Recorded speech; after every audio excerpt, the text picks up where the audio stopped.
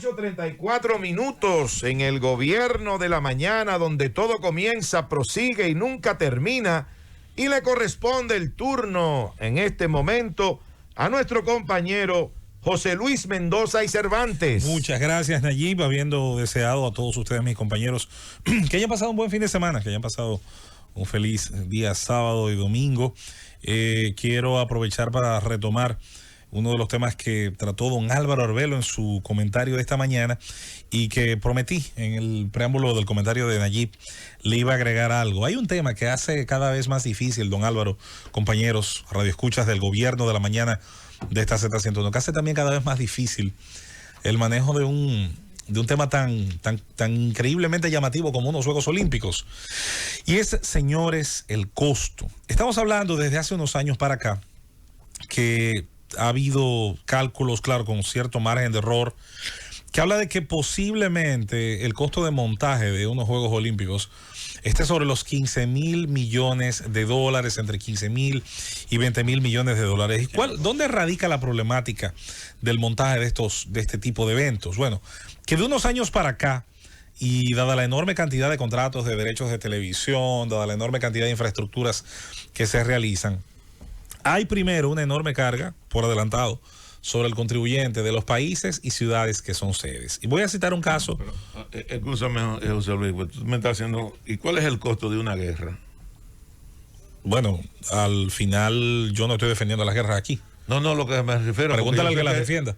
No, porque por ejemplo nosotros tenemos un costo de guerra y los países de repente te dicen, vamos a invadir a Irak porque tienen arma nuclear. Resulta que se meten a Irak, no hay arma nuclear, conforman una famosa coalición y nos meten a nosotros en guerra. Correcto. ¿Cuál es el costo de la guerra comparado con el costo de una guerra olímpica, que no es más que una simbología de guerra, pero en plano deportivo? El que despilfarre, por ejemplo, $1 millón en un casino, a mí me parece que no tendría moral para señalar al que despilfarre 10,000 millones de dólares en otro casino. Yo creo que son dos despilfarros iguales. Entonces, en el caso que a mí compete, por ejemplo, hoy, una de las cosas que quiero señalar y demostrar con cifras es que los Juegos Olímpicos hace muchos años debieron haberse modificado para hacerse o siempre en el mismo lugar o en una sede continental. Hay quienes han sugerido que se haga siempre en Atenas, que es la ciudad original de los Juegos, sobre todo los Juegos modernos de 1896. Y la sede de los Juegos de 1896 en adelante, cuando el varón Pierre de Coubertin relanzó los Juegos modernos. Hay quienes dicen que podría ser una sede en cada continente. Ahora bien, como yo hoy, insisto, no estoy defendiendo ninguna guerra, y las guerras, hasta donde recuerdo, no son programadas tampoco. Distinguido colega y amigo. Sí. Señor director, y además un brillante periodista, completo. Domina todas las artes del hablar por radio y televisión, etcétera. Uno de los juegos, lo que es la vida, uno de los juegos más exitosos, más brillantes, de mayor difusión, de mayor competencia, fueron ganados por Alemania, ni siquiera los ganó Estados Unidos. Bueno, fueron los Juegos que se celebraron en Alemania en 1936, correcto, organizados por la tiranía de Adolf Hitler, el hombre del antisemitismo, el hombre del holocausto, y el hombre que llevó, hablando de guerra, Felipe, llevó a una guerra que en las últimas estadísticas de los expertos dan 80 millones de muertos. Pero entonces quería decir eso, que fíjate que esa tiranía organizó Juegos Olímpicos que son históricos.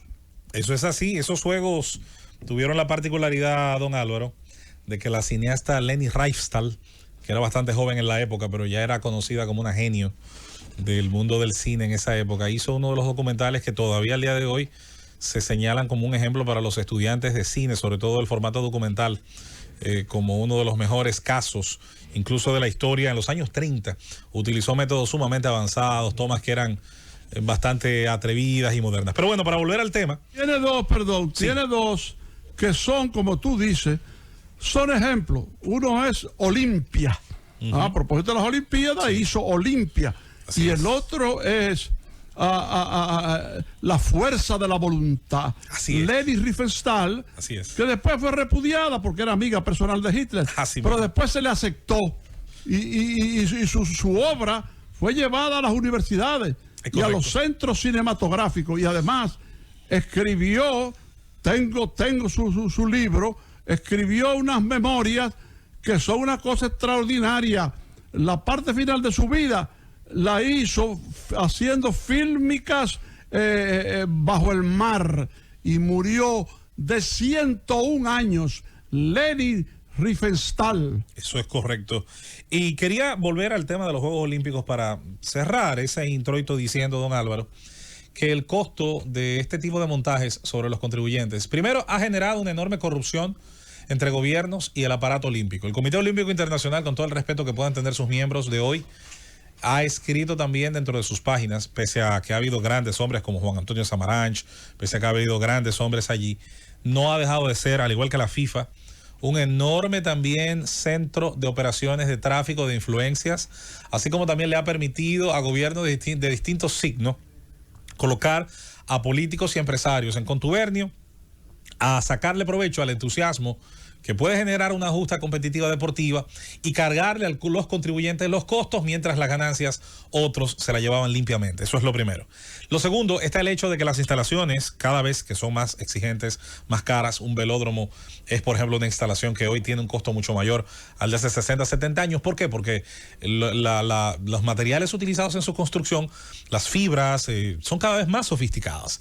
Y es preferible, insisto, tener o una sede continental o una sola sede mundial, que bien pudiera ser Atenas como ciudad más simbólica, en vez de estar cada cierto tiempo yendo a una ciudad, aun cuando sea muy avanzada, a cargarle este asunto a los contribuyentes. Cuando Tokio ganó la sede, la primera protesta la hicieron ciudadanos de tokiotas, precisamente por los impuestos. Y por último, voy a señalar un ejemplo con cifras, don Álvaro, porque pienso que las cifras es una de las cosas que tenemos los seres humanos para de manera objetiva señalar el precio que algo tiene. Los Juegos Olímpicos de Montreal de 1976 se hicieron muy poco después de su famosa exhibición mundial internacional. Esa exposición es la que le da nombre al equipo de béisbol de los Expos. Y esos Juegos Olímpicos, que fueron muy organizados, muy bonitos, como todo lo que hacen los canadienses, se cargó un impuesto especial a los residentes de la ciudad de Montreal. ¿Usted sabe cuándo se terminó de pagar ese impuesto? Permíteme. Hace unos años nada más. José Luis, discúlpame que te interrumpa. Una noticia de último minuto. Bueno, las Reinas del Caribe acaban de ganarle a Japón Excelente. en 4 sets, 3-1. A los locales. Así es, al equipo de Japón. Así que victoria para las Reinas del Caribe de la República Dominicana en el voleibol. Aquí tenemos los resultados: 25-10, 25-23, 19-25 y 25-19. Así es. Así quedó hace apenas unos segundos, unos minutos. Acaban de ganar, repito, las Reinas del Caribe al equipo de Japón en los Juegos Olímpicos. Hay que darle seguimiento porque habían estado muy mal en la primera ronda. Y independientemente de eso, pues tienen todavía el chance de, metiéndose en una segunda ronda, ojalá dar la campanada. Y por qué no, en unos Juegos Olímpicos que han mostrado a la mujer dominicana, a la mujer atleta, en su mejor expresión, con la participación en la medalla 4x400 y en la medalla de Crismeri Santana en la madrugada de hoy. Pues qué cosa más bonita sería si nuestra primera medalla colectiva de equipo, de conjunto, de deporte de conjunto, pues nos la diera precisamente el equipo más laureado que ha representado a la República Dominicana en distintos eventos. Esos Juegos Olímpicos de Montreal, y concluyo, ¿sabe cuánto terminaron pagando los municipios de esa ciudad? Terminaron pagando un 720% de sobrecosto sobre el presupuesto original. Eso quiere decir, vamos a aplatanar el término, pagaron 7 veces, 7 veces y una quinta parte el presupuesto que originalmente se había propuesto. Lo pagaron, obviamente, dolió tal vez menos, porque lo pagaron por goteo, en un impuesto. Ahora, ¿dónde radica la trampa de eso? Que ese impuesto se indexaba a la inflación, y fueron generaciones muy posteriores a las que a lo mejor entendieron que era asequible, que eso estaba bien, y no deja de ser. Y la mejor demostración de eso es lo que ha pasado en Brasil la década anterior, con el montaje del Mundial del 2014 y el montaje de los Juegos Olímpicos de Río 2016. cuando un país está inmerso en una crisis y sobre todo hay corrupción técnica, administrativa, los deportes también lamentablemente se convierten en un tremendo aliado de esa corrupción.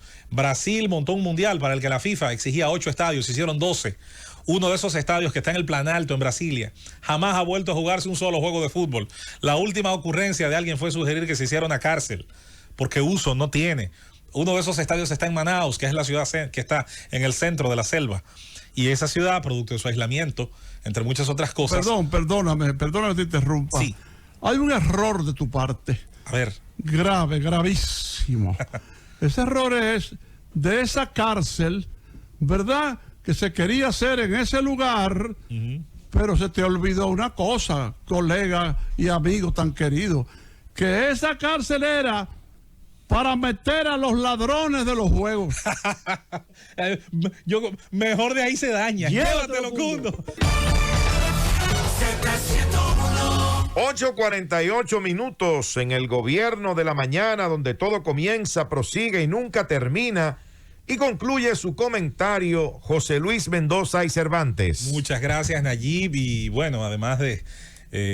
tenía bastante razón don Álvaro en la parte final. Mira, yo no lo había pensado. Qué buen uso para la cárcel nueva de Brasilia, por lo menos como lo sugería. Mira, las redes, por cierto, muy atentas a la información que dabas, Nayib, sobre el tema de la victoria de las Reinas del Caribe, que no me queda ninguna duda. Fuera del equipo de béisbol dominicano que va al Clásico Mundial, es el más popular. Quería referirme en estos minutos finales a la situación del presidente de la República, Luis Abinader, en su presencia, en su visita junto a ministros y junto a sus colaboradores en mi provincia natal, Azua de Compostela. Por diversas razones que se acumulan generalmente al final de los gobiernos, allí, compañeros, estimados radioescuchas, don Álvaro Arbelo Hijo, los gobiernos, sobre todo en la recta final, se ven muy obligados a tomar decisiones muy duras a veces con algunas regiones sobre priorizar ciertas obras o no. Encima, el gobierno saliente de Danilo Medina en su segunda administración se topó también en su último año de ejercicio, que además de que era un año electoral, con el tema de la pandemia. Creo que muchas cosas conspiraron para que dos importantes obras, como son las circunvalaciones, tanto de Baní, la sede, la capital, municipio cabecera de la provincia de Peravia, como el municipio de Azua de Compostela, que es el municipio cabecera de Azua, que es una de las 6 provincias fundadoras del país. La primera división política nacional, tras nuestra independencia, marcaba 6 zonas de administración, y una de ellas era Azua, que abarcaba toda la región sur. Ya con el paso del tiempo, el crecimiento de la población y la visión política de cada época, pues se fue desgajando esa provincia original, se fueron creando Barahona, la provincia de San Juan, que es originalmente benefactor, como le llamaron en la dictadura, y así sucesivamente se fueron creando otras demarcaciones. Esa situación provocó también, ¿por qué no?, que durante mucho tiempo hubiera tal vez primacía de otras regiones al momento de recibir parte del presupuesto público para las obras. Azua, si bien siempre tuvo importantes condiciones agrícolas, y una demostración de ello es el gran trabajo que hizo el Instituto Nacional del Tabaco, donde, por cierto, un joven técnico de esa institución llamado Hipólito Mejía sirvió en Azua de Compostela, promovió mucho la siembra de tabaco en la zona de Miama Gómez y otras zonas de nuestra provincia, pero también la siembra del tomate. Perdóname que te interrumpa. Por supuesto, don Álvaro. De nuevo y por última vez, porque me tengo que ir. No se vaya. El expresidente Mejía fue presidente del Instituto Dominicano del Tabaco. Correcto. A los 23 años de edad. Oiga eso. El más joven en la historia de esa institución, Instituto Dominicano del Tabaco. Y de ahí se trasladó a Carolina del Norte, donde hizo una licenciatura en el tema, una especialidad. Y Azua le pusieron así por Azua de Compostela, en honor de San Jerónimo de Compostela. Interesante. Fundada por Diego Velázquez en 1504, y parte de ese cordón de ciudades que fundó Velázquez, y donde en su historia, además de obviamente tener ilustres ciudadanos como Héctor J. Díaz, donde vivió, por cierto, Hernán Cortés antes de marcharse a México, entre muchas otras historias, la Azua reconstruida después del terremoto de 1714, así como muchos otros hitos históricos. Hay que decir que en materia económica, pues también vivió tiempos importantes. Asua fue sede del inicio del cordón azucarero del sur, hoy desaparecido, del cual solamente nos queda el Central Barahona, el ingenio Caey, que es su inicio y su final, Caey hasta Central Barahona, pero en el medio existieron el Central Ansonia, Cepi, entre otros ingenios, propiedad de diversos grupos, de diversas casas, incluyendo inversionistas extranjeros. El tomate, el melón, entre otros cultivos como el plátano, han sido beneficiados por algunas políticas como fue la construcción del proyecto Isura, la canalización de ríos como el Yaque del Sur, el Jura y demás. Sin embargo, no ha sido igual, sin dudas, para la provincia de Azua la atención que ha recibido sobre otras partes del país que por su desarrollo turístico, minero o de otras naturalezas, pues fue dejando atrás a nuestra provincia, mi provincia. La llegada de la circunvalación es muy positiva, tiende a sacar del centro de los municipios la inversión, la diversifica, le eleva el valor de terreno, el valor inmobiliario a terrenos que no se habían desarrollado y que estando en las veredas norte o sur o en alguno de esos puntos extremos cardinales de nuestros pueblos, genera un crecimiento que permite multiplicar la plusvalía de quienes sabiamente o por diversas razones ya habían adquirido propiedades en esos lugares. En el caso de mi provincia, de mi municipio natal, esta circunvalación pasa por la parte sur, conecta al viajero con una distancia muy corta con la playa de Monterrío, playa que teniendo una carretera que merecerá en su momento ser ampliada, también podría desarrollar ahora con muchísimo más facilidad atractivos como una parada más en quienes están interesados en el turismo interno, no solo para Monterrío, sino también para Playa Blanca u otras playas como el Barco, a las que se accede solamente por la vía marítima, y ni hablar de la posibilidad de volver a conectar esa zona de nuestra costa con el interés turístico, el interés de turismo interno o de atraer también a viajantes extranjeros que existe en estos momentos en toda nuestra nación. Azua necesitaba de hecho hace muchísimo tiempo que la atención del gobierno central como un elemento que estimule la inversión. Ya ha habido en la parte privada, hay que decirlo, el crecimiento de opciones de una hotelería que antes estaba reducida apenas a unas pocas habitaciones. Así es, Hernán Cortés fue residente, fue notario en Azua, gracias como nos decían por acá y habíamos señalado que fue mucho antes de marcharse pues a tierras mexicanas y de vivir en Cuba. Fue a saquear México, fue descubridor de México, saqueador de México, asesino, ladrón, estuprador, ¿verdad? Saqueó todo en México hasta que al final un cacique logró fuerza para cortarle la cabeza a ese maldito, a pesar del apoyo que una mujer le dio, la Malinche, ¿verdad? Y lo apoyó y fue su traductora y fue su guía y le enseñó el idioma de los indios. Hernán Cortés, uno más de los saqueadores que vinieron a América, a lo que sería América. Y finalmente, don Álvaro, además de esa mención de la Malinche y de Hernán Cortés, finalmente decir que la petición que por muchos años... Doña María, le decían la Malinche. La Malinche. Y entonces los otros, en respeto, le decían Doña María. Así es. Y no era más que una vulgar colaboracionista y una mujerzuela de Hernán Cortés. En el caso, don Álvaro, de los anuncios del día de ayer, cierro diciendo y despido. Me voy a quedar con el anuncio de la sucursal de la nueva extensión de la UAS que se promete en nuestra zona, así como un hospital traumatológico. Esto último es necesario por la enorme cantidad de accidentes de tránsito, sobre todo de unidades de motocicletas que se concentra en la región sur, donde numéricamente, porcentualmente, es uno de los transportes más utilizados, porque también es un reflejo de la pobreza. Y en el caso de la extensión de la UAS, señor presidente, desde aquí le vamos a pedir nueva vez, si se hace una extensión de la Universidad Autónoma de Santo Domingo, que sea agrícola y mecánica, no más licenciaturas en humanidades, para regiones que necesitan técnicos y conocedores del suelo y de la producción de la tierra. Vamos a adaptar la enseñanza de grado y posgrado a lo que necesita cada región y ojalá que esa sucursal de Asua tenga esas características.